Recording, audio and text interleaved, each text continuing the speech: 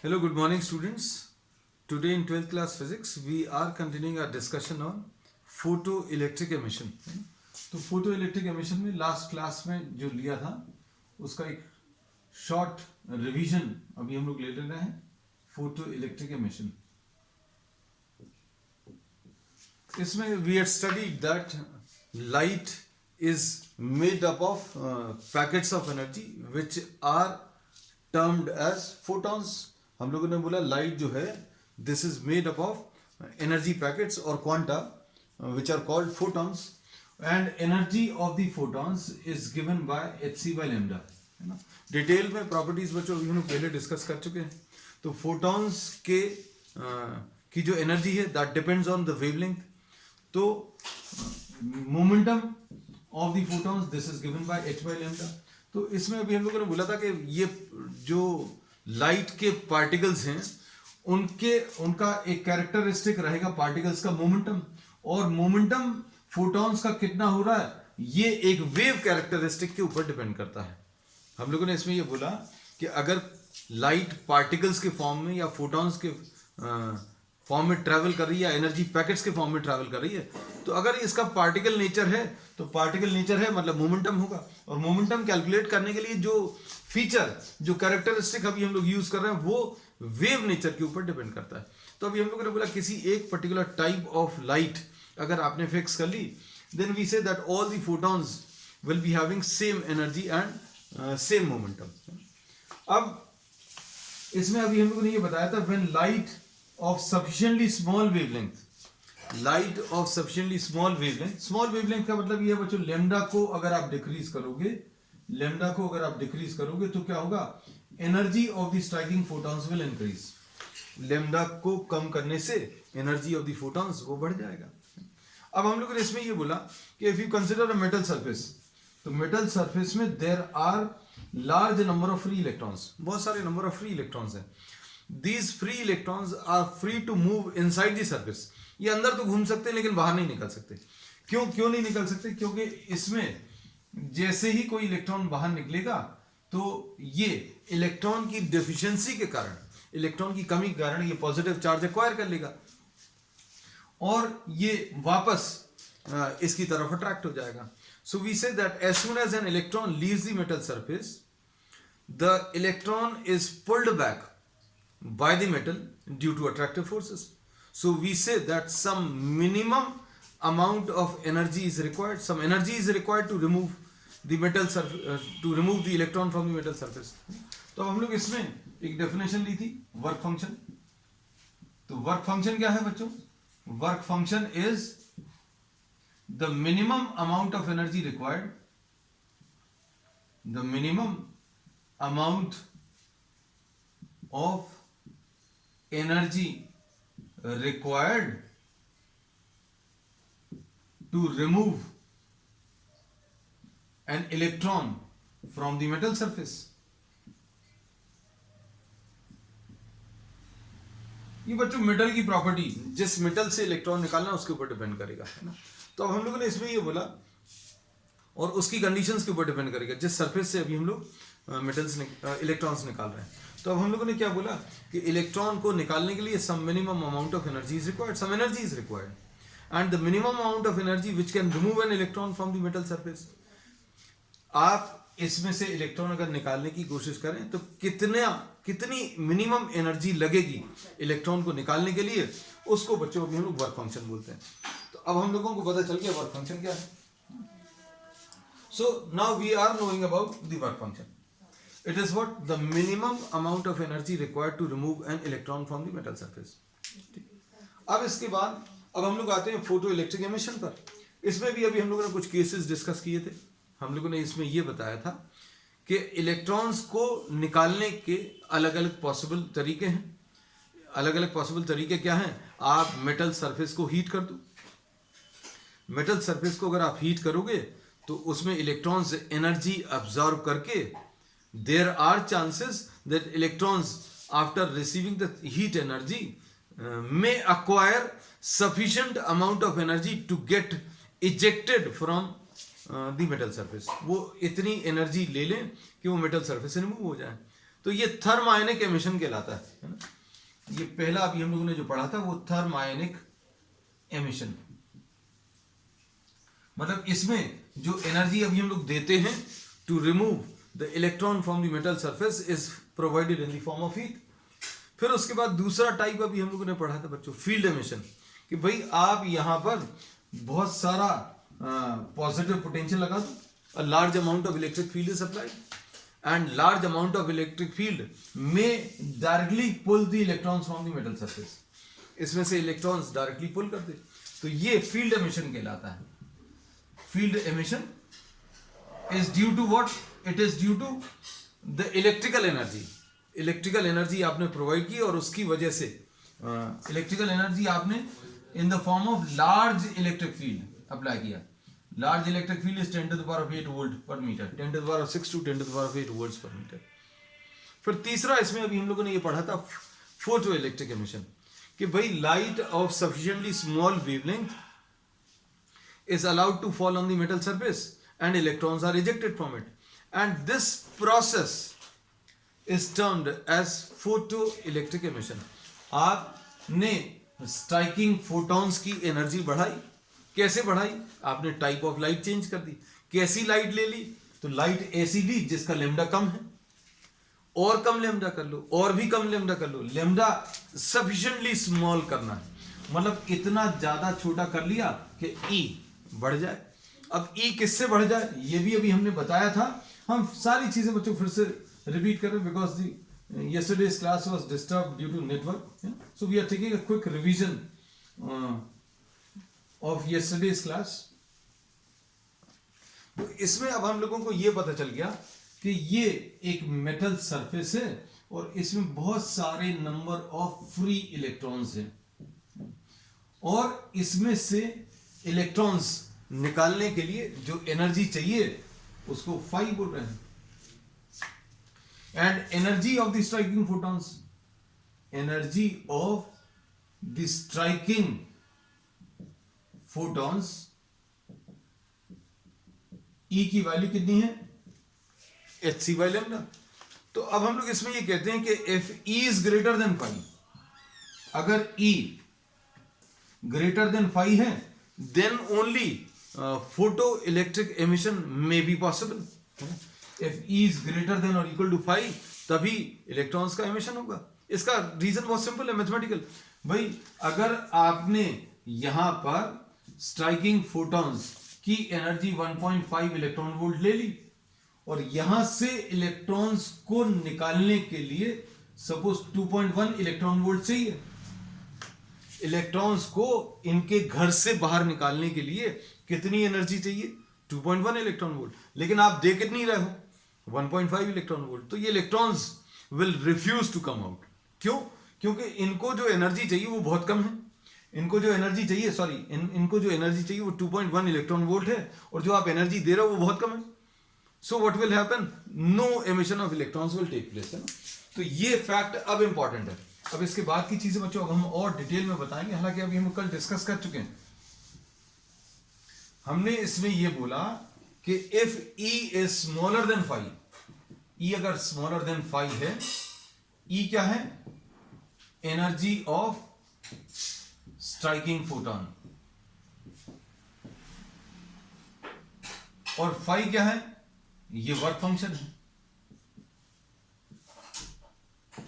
अब इसमें अभी हम लोग बोलेंगे if E is smaller than 5 then if energy of the striking photons is smaller than the work function, then we say that no photoelectric emission takes place।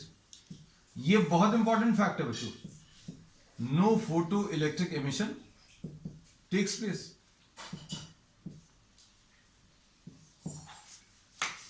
अब E greater than or equal to 5 है, striking photons की एनर्जी आपने suppose 3.2 electron volt ले ली। इफ E is greater than or equal to 5 then emission of electrons may take place, है ना। ये वर्ड अभी हम लोगों ने कल भी यूज किया था, may take place। अभी भी पक्का नहीं है कि इलेक्ट्रॉन्स निकलेंगे ही। उसका रीजन क्या है कि इसमें सपोज कोई इलेक्ट्रॉन है, इलेक्ट्रॉन यहां एकदम सरफेस पर बैठा हुआ है और इसने 3.2 इलेक्ट्रॉन वोल्ट एनर्जी ली और इसके पास काइनेटिक एनर्जी आई और इसने विदाउट एनी थॉट, मतलब बिना कुछ सोचे समझे जैसी एनर्जी ली बाहर निकल गया।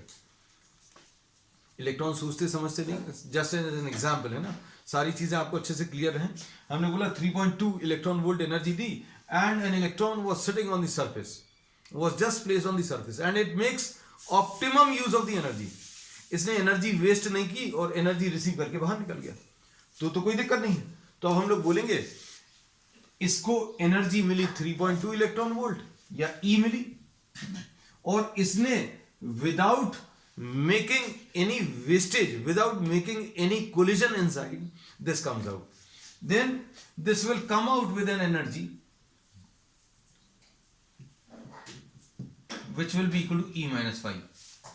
3.2 दिया, 2.1 खर्च हो गया बाहर निकालने में, तो बाहर निकलकर इसके पास क्या होगा, इलेक्ट्रॉन के पास एनर्जी फोटोन की मिली, कितनी मिली 3.2। फोटॉन्स बच्चों क्या है, एनर्जी पैकेट्स हैं। तो ये पाउच जैसे हैं, जैसे अभी हम लोग पानी का पाउच लेते हैं, पानी का पाउच अगर आपने थ्रो किया तो it may get burst and the entire water will be absorbed by some plant. तो बिल्कुल वैसे ही है, आपने एक फोटोन लिया, फोटोन एक नहीं लिया, बहुत सारे फोटोन स्ट्राइक कर रहे हैं, किसी एक इलेक्ट्रॉन पर एक फोटोन स्ट्राइक किया और उसने अपनी पूरी एनर्जी वहां दे दी, 3.2 ले ली इसने। अब 3.2 लेकर बाहर निकल गया, बाहर निकलने में 2.1 खर्च हो गई, तो बाहर निकलने पर कितनी बची, 1.1 बची। तो अभी हम लोग ये बोलेंगे E minus 5 is the energy with which the electron will come out from the metal surface. E minus 5 is the energy with which the electron will come out from the metal surface, and this is the maximum kinetic energy. बच्चों ये maximum kinetic energy है, क्योंकि ऐसा हो सकता है कि भाई इसने एनर्जी अब्सॉर्ब करी, एनर्जी अब्सॉर्ब करने के बाद इसने अंदर कुछ कोलिजन्स किए। The electron after absorbing the energy may move towards the inner side, towards the interior of the metal and make some collisions. इसने एनर्जी अब्सॉर्ब करी और बाहर की तरफ नहीं जाकर अंदर की तरफ चला गया, अंदर 3 4 5 कोलिजन्स किए, कुछ कोलिजन्स किए, फिर बाहर निकला। तो एनर्जी अब उतनी नहीं रहेगी, कितनी, ये 3.2 माइनस 2.1 मतलब 1.1 इलेक्ट्रॉन वोल्ट नहीं रहेगी। हो सकता है ये एनर्जी 0.8 इलेक्ट्रॉन वोल्ट बचे। हो सकता है इसने थोड़े से और ज्यादा कोलिजन्स कर लिए बाहर निकलने के पहले, इलेक्ट्रॉन ने एनर्जी अब्सॉर्ब करी, बहुत सारे कोलिजन्स किए, बाहर निकल आया और बाहर निकलते समय इसके पास सिर्फ एनर्जी बची 0.2 इलेक्ट्रॉन वोल्ट। इसने किसी इलेक्ट्रॉन ने एनर्जी अब्सॉर्ब करके इतनी ज्यादा एनर्जी अंदर वेस्ट कर दी कोलिजन्स में कि बाहर निकल भर पाया। मतलब कितनी एनर्जी से निकला, तो कहने लगे एनर्जी कुछ नहीं बची, पूरी एनर्जी कहां पर, अंदर खर्च हो गई। 3.2 लिया था, बाहर निकलने में 2.1 लगना था, लेकिन क्या किया इसने, अंदर 1.1 इलेक्ट्रॉन वोल्ट जो है वो खर्च कर दी, किसमें, during the collision. So what we say that the electron will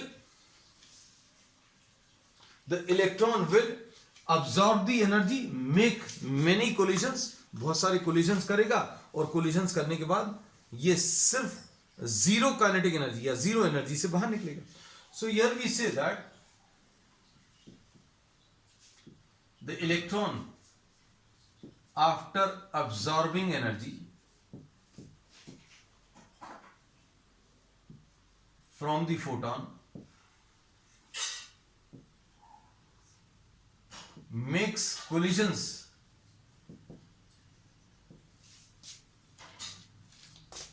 within the metal surface with the atoms and ions and just gets ejected, है ना। तो अब हम लोग ने इसमें क्या बताया बच्चों, इसमें अब हम लोगों ने ये बताया कि maximum kinetic energy of the emitted electron कितनी आ गई, E माइनस फाइव आ गई, है ना। Maximum kinetic energy of the emitted electron कितना, E माइनस फाइव आ गया। So we say that kinetic energy of the emitted electron may be having any value lying between 0 and E minus 5.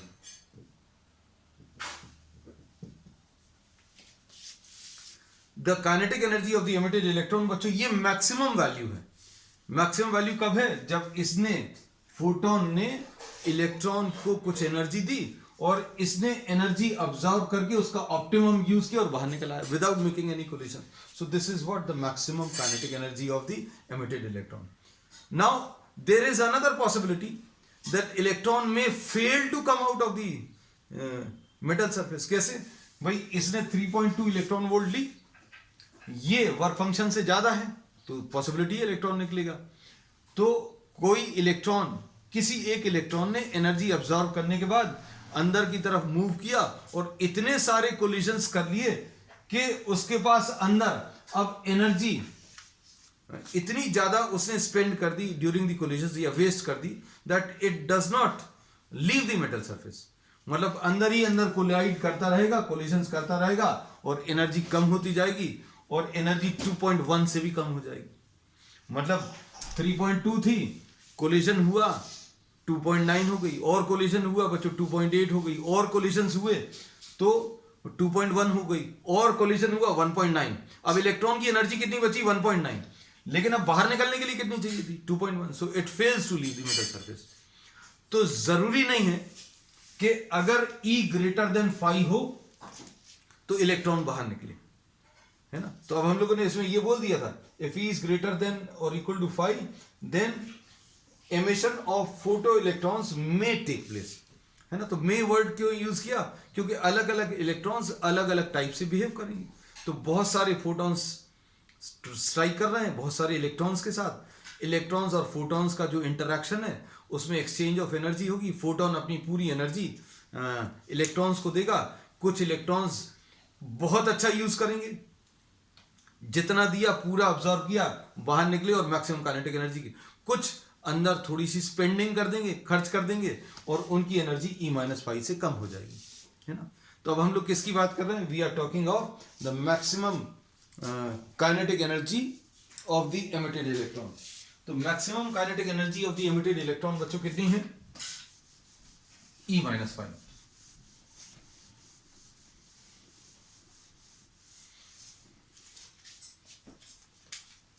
के maximum is equal to E-5 और इसको अभी हम लोग hc/λ -5 लिख सकते हैं। ठीक, अब इसको अभी हम लोग बोलते हैं Einstein's photo electric emission, photo electric equation, sorry.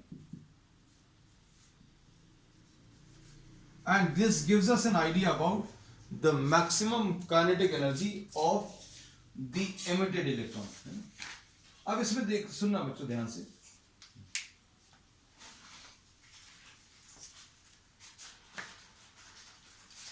अब इसमें नेक्स्ट अभी हम लोग एक टर्म डिस्कस करने वाले हैं, क्या है वो, थ्रेशोल्ड वेवलेंथ।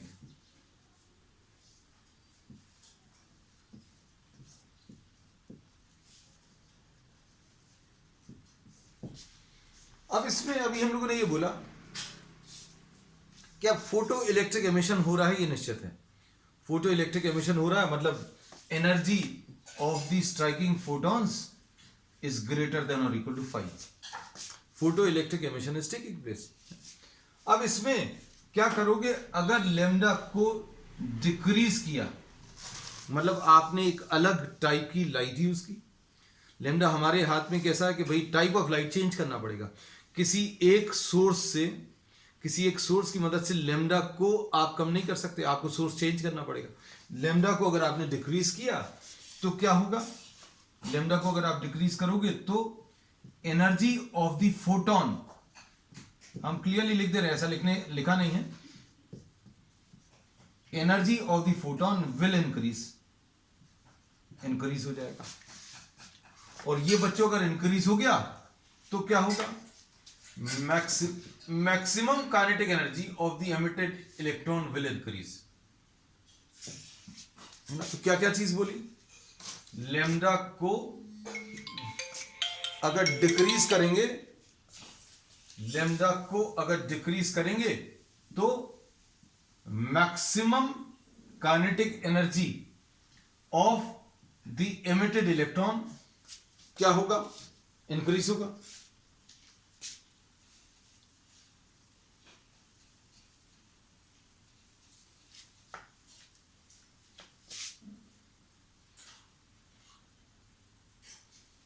अब लेमडा को डिक्रीज करने पर maximum kinetic energy of emitted electron क्यों इंक्रीज होगा, क्योंकि लेमडा को डिक्रीज करने पर एनर्जी इंक्रीज होती है। अब इसको ऐसा लिख दे रहे हैं, if lambda is decreased then E increases, therefore K maximum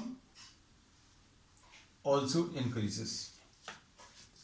ठीक, अब इसके बाद इसका कन्वर्स कर रहे हैं, if lambda is increased, lambda को अगर आप इंक्रीज करोगे तो क्या होगा, लेमडा को आपने इंक्रीज किया तो E की वैल्यू बच्चों डिक्रीज होगी, और E अगर डिक्रीज होगा तो K मैक्सिमम भी डिक्रीज होगा। ये रिलेशन समझ में आना चाहिए। अगर हमने बोला लेमडा को बढ़ाओगे तो ये वाली वैल्यू कम हो जाएगी, और ये वाली वैल्यू कम हो जाएगी तो आंसर भी कम हो जाएगा। जैसे अभी कितना था, ये 3.2 माइनस 2.1। अब आपने लेमडा को बढ़ाया तो ये कितना हो जाएगा बच्चों, ये हो सकता है 3 माइनस 2.1। आप लेमडा को और बढ़ाओ तो क्या होगा, ये 2.8 माइनस 2.1। आप इसको और बढ़ाओ तो ये और भी कम हो जाएगा। तो जैसे से लेमडा इंक्रीज करोगे, जैसे से लेमडा इंक्रीज करोगे तो एनर्जी जो है कम होगी, और एनर्जी अगर कम होगी तो क्या होगा, के मैक्सिमम की वैल्यू बच्चों डिक्रीज होती जा रही है। और के मैक्सिमम अगर डिक्रीज हो रहा है तो हम लोग क्या बोलेंगे, एक ऐसी स्टेज भी आएगी जब के मैक्सिमम 0 हो जाएगा। तो अब हम लोग बोलते हैं eight if lambda is decreased, energy of the photons decreases and the maximum kinetic energy of emitted electrons decreases, and at some value of lambda,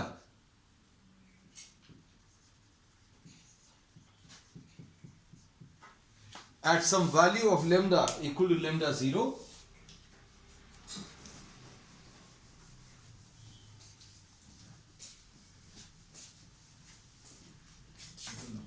K maximum becomes 0। अब आप क्या कर रहे हो बच्चों, ध्यान से सुनना। हम लोगों ने ये बोला कि लेमडा को अगर आप बढ़ाते जाओगे तो ये वाली वैल्यू कम होती जाएगी, और ये वाली वैल्यू कम होगी मतलब के मैक्सिमम भी कम होता जाएगा, और किसी एक स्टेज पर के मैक्सिमम की वैल्यू 0 हो जाएगी। अब इस इक्वेशन को यूज करो, K maximum is equal to hc by lambda minus phi, this is equal to 0। और जिस लेमडा पर ये पॉसिबल होगा, जिस लेमडा पर ये पॉसिबल होगा, उस लेमडा को अभी हम लोग लिख ले रहे हैं is equal to lambda 0। So at lambda is equal to lambda 0, K maximum is 0। मतलब क्या है, कैसा लिखेंगे, hc by lambda 0 minus phi is equal to 0, या phi will be equal to कितना आ जाएगा बच्चों, phi will be equal to hc upon lambda 0। अब इसके बाद इस फाई की वैल्यू बच्चों यहां पर रख लूं, कहां पर, के मैक्सिमम की रिलेशन में। के मैक्सिमम किसके ऊपर डिपेंड करता है, hc by lambda minus phi. This is the equation. लेकिन फाई का एक नया रिलेशन अभी हम लोगों ने ढूंढ लिया है, और वो क्या है? वर्क फंक्शन का नया रिलेशन क्या है? hc by lambda minus hc by lambda 0. अब इसके बाद क्या करेंगे बच्चों इसमें? If we try to simplify this,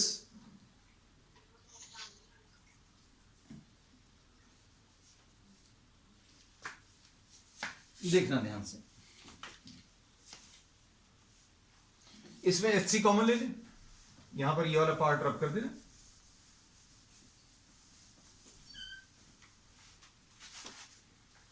now k maximum will be equal to hc common ले लो, तो यह आ जाएगा 1 upon lambda minus 1 upon lambda 0. और ये कितना आ जाएगा? hc, यहां पर ये लेमडा और लेमडा 0, यहां पर लेमडा 0 माइनस लेमडा. अब मैथमेटिकली इसको समझने की कोशिश करो. इसमें अभी हम लोग क्या बोलते हैं बच्चों? इसमें if the wavelength of incident light lambda is smaller than और इक्वल टू लेमडा 0, अगर ये कम है बच्चों, ध्यान से देखना, अगर ये कम है इससे, देन ओनली फोटो इलेक्ट्रिक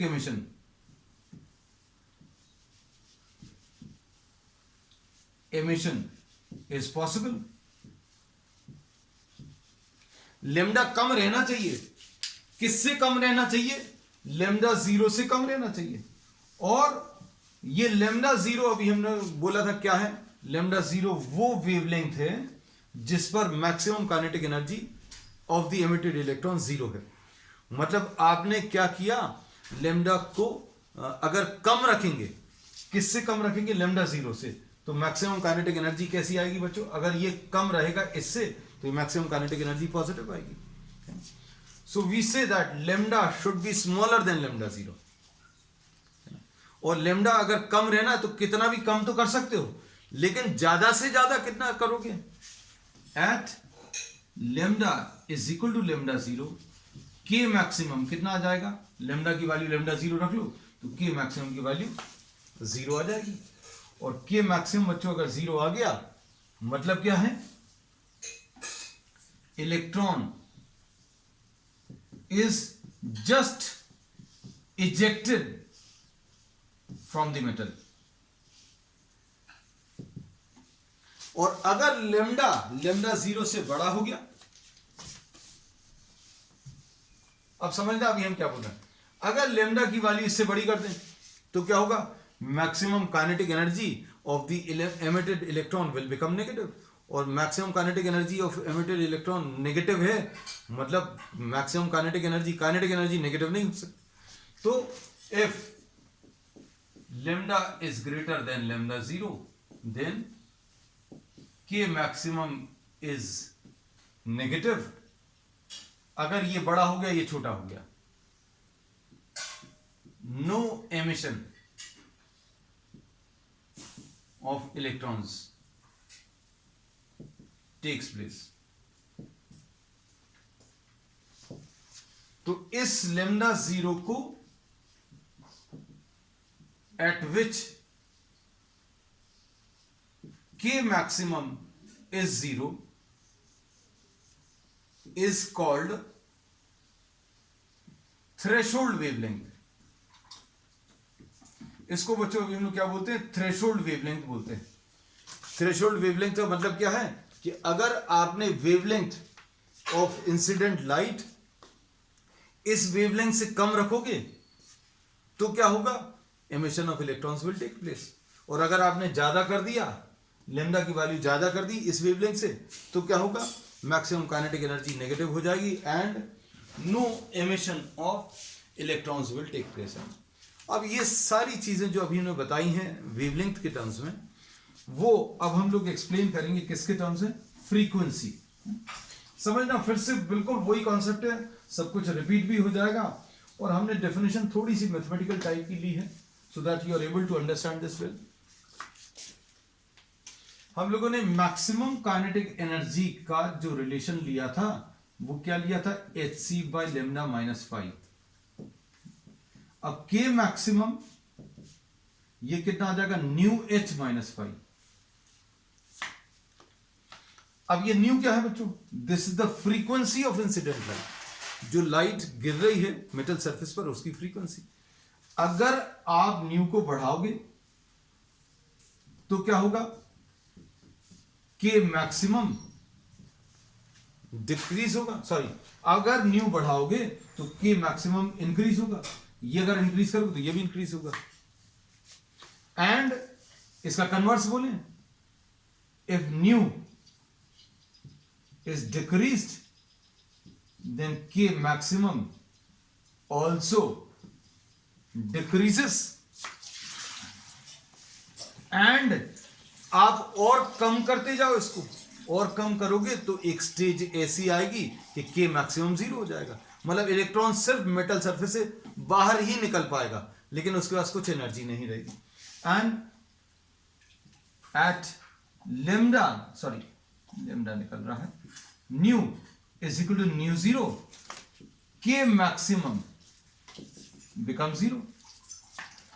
आप इसको बढ़ाओगे तो ये बढ़ेगा, इसको कम करोगे तो ये भी कम होगा, इसको और कम करो तो ये और कम होगा, इसको और कम करने पर एक स्टेज ऐसी आएगी जब के मैक्सिमम 0 हो जाएगा, और जब ये 0 हो गया कितने पर, at a frequency equal to nu 0, k maximum becomes 0. This is termed as the threshold frequency.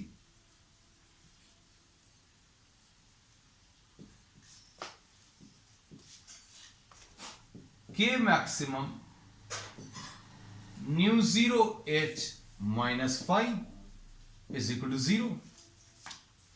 At nu is equal to nu 0, k maximum की वैल्यू बच्चों 0 है, इससे phi की वैल्यू न्यू 0 h ऐसा कुछ आएगा। अब इसको आप इसमें रख लो तो k मैक्सिमम कितना मिलेगा, new h minus 5, this is new 0 h, और ये कितना आ जाएगा, h into new minus new 0। अब इसमें भी मैथमेटिकली सारी चीजें बता सकते हो। अगर इसको पॉजिटिव रखना है तो if nu is greater than or equal to nu 0, photoelectric emission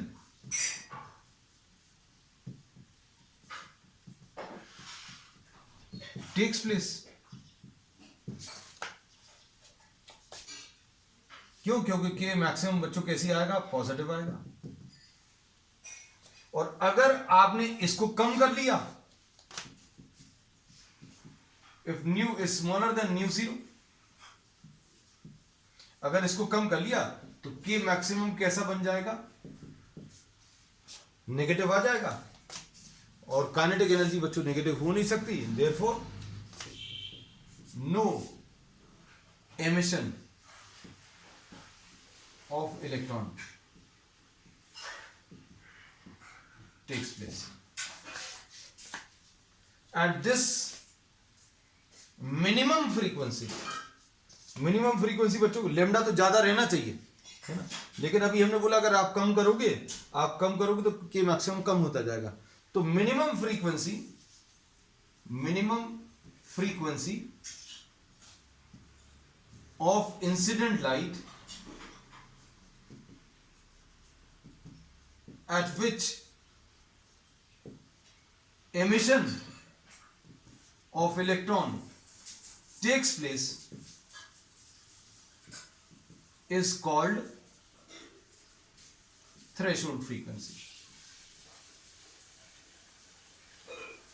है ना बच्चों, बस अब यही था मेन कॉन्सेप्ट आज का, क्या, मैक्सिमम वेवलेंथ जिस पर emission of electrons will take place is called the threshold wavelength, and the minimum frequency at which minimum frequency of the incident light at which emission of electrons takes place is termed as what?